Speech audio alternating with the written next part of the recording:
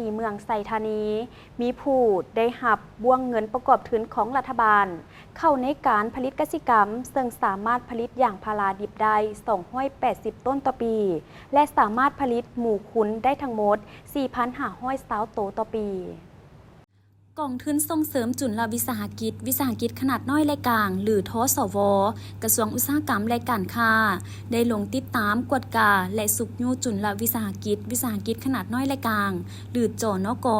อยู่เมืองไซธานีนครหลวงจันทร์ในนั้นมีวิสาหกิจปลูกยางพาราสามารถผลิตยางพาราดิบได้280 ต้นต่อปี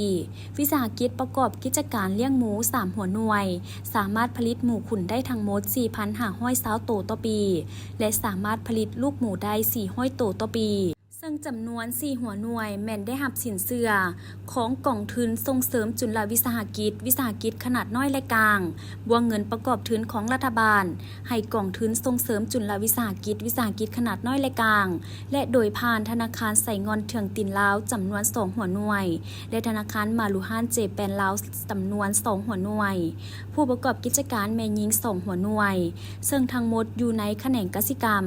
จุดประสงค์ของการลงติดตามในครั้งนี้เพื่อกำได้สภาพการนำใช้เงินกู้โดยเฉพาะแม่นผลได้รับของการนำใช้เงินกู้เห็นได้ธุรกิจตัวจริงพร้อมทั้งข้อสะดวกข้อยุ่งยากและข้อเสนอในการดำเนินธุรกิจทั้งนี้ก็เพื่อรับประกันการนำใช้เงินกู้ยืมถูกต้องตามจุดประสงค์และเป้าหมาย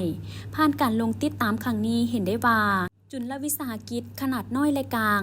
นำใช้ทุนถูกต้องสอดคล้องกับระเบียบการและสามารถต่อยอดธุรกิจขยายกิจการซึ่งสามารถผลิตเป็นสินค้าสนองตลาดภายในและต่างประเทศเช่นการเลี้ยงหมูผลิตหมูขุนและวิสาหกิจปลูกยางพารา